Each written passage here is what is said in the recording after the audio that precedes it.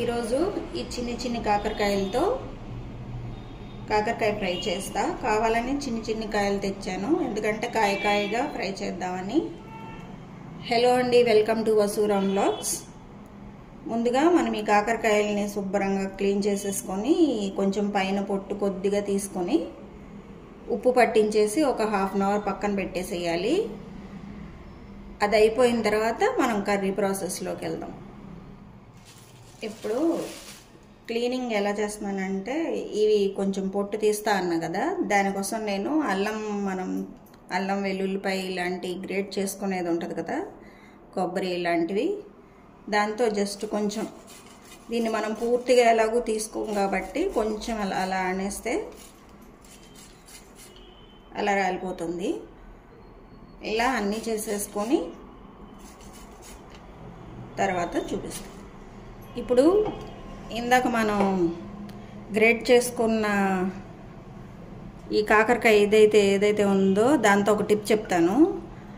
ఇదంతా పారేయాల్సిన వేసి కాసేపు అట్లా అట్టే పెట్టేసి తర్వాత దీన్ని ఫిల్టర్ చేసేసుకొని ఈ వాటర్ని మనం మిల్లీ బగ్స్ వస్తాయి కదా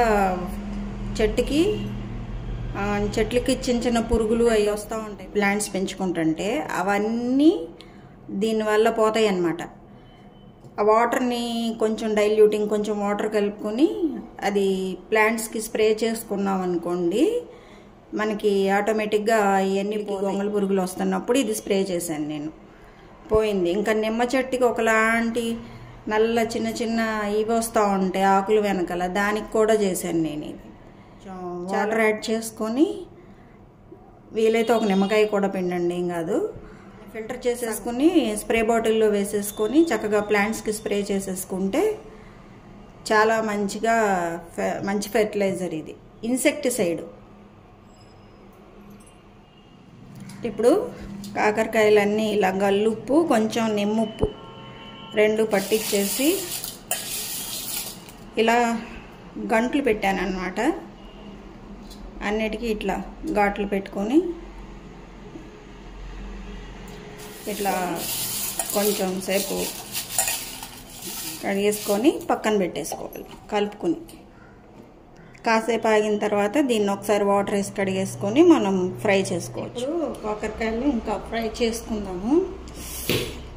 ముందు బాండి పెట్టి కొద్దిగా ఆయిల్ పోసుకొని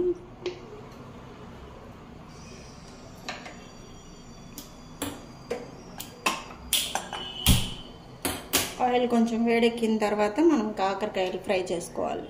ఉప్పు పట్టించిన తర్వాత కాసేపు పక్కన పెట్టేసుకొని తర్వాత నీళ్ళన్నీ పిండేసుకొని ఇట్లా రెడీ చేసి పెట్టుకున్నాను. ఇప్పుడు వీటిని మనం ఆయిల్లో వేసేసుకొని ఫ్రై చేసుకున్నాం.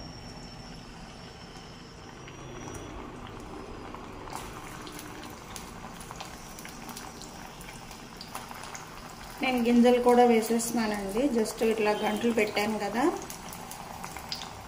ఇంకా అందులోంచి గింజలు ఏం తీయలేదు, గింజలతో పళంగా వేసేస్తున్నా. గింజలు కూడా బాగా వేగిపోయి కరకరలాడుతూ బాగుంటాయి, తీయాల్సిన పని ఏం లేదు.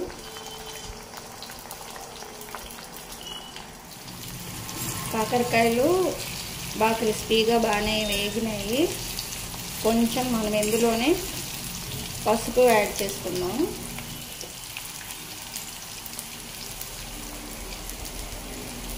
పసుపు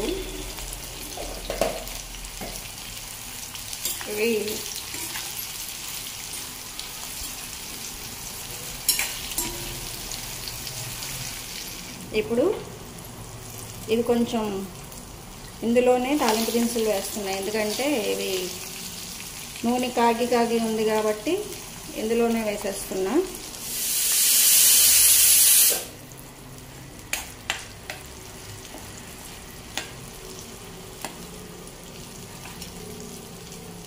కొంచెం మినపప్పు వేగంగానే మనం ఇది ఆల్ పర్పస్ కారపొడి నేను నా ప్రీవియస్ వీడియోస్లో చెప్పాను, ఇది చూపించాను, తయారు చేసే విధానం చూపించి అప్పుడు చెప్పాను నేను కాకరకాయల్లో వాటిల్లో ఇదే యూజ్ చేస్తాను అని. అదే ఈ పొడి. ఇది లేని వాళ్ళు కొంచెం పుట్నాల పప్పు, వేరుశనగ పప్పు అవన్నీ వేయించుకొని, కొబ్బరి, వెల్లుల్లిపాయ వేయించుకొని కొంచెం దీని మీద వేసేసుకోవడమేనమాట. కారపొడి చూడాలి అనుకున్న వాళ్ళు నా వీడియోస్లో పెట్టాను, చూడండి. అయిపోయింది. తాలింపు దినుసులు కూడా వేగిపోయినాయి. ఇవి కూడా బాగా క్రిస్పీగా చక్కగా వేగిపోయినాయి. ఇంకా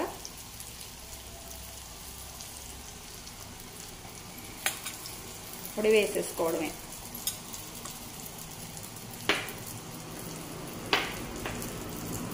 ఇందులో నేను కొంచెం ఆయిల్ ఎక్కువే వేసేస్తాను, ఉంచేస్తాను, కలుపుకున్నప్పుడు బాగుంటుంది.